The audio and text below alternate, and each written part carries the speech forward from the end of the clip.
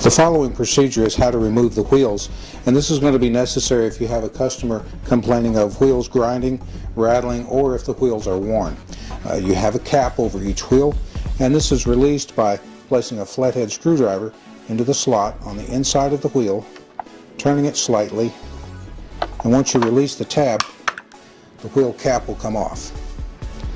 Once that wheel cap is removed, this accesses the axle and an E-ring, which is removed for removing the wheel.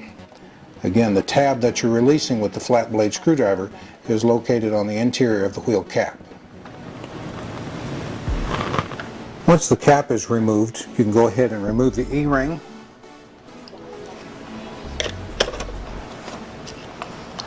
and the washer, and of course the wheel. And then what we're going to do is we're going to remove the screws that cover the cord overmold.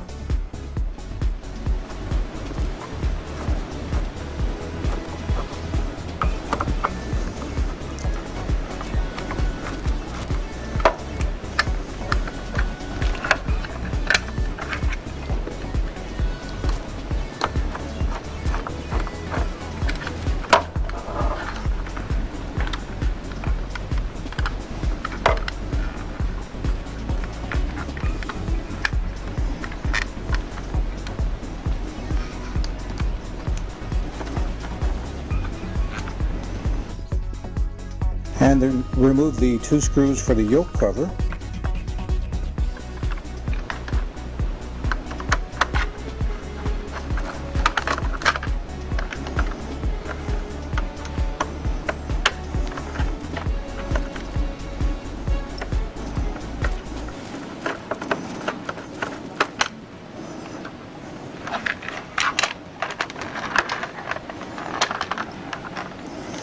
And this, of course, exposes the axle for removal.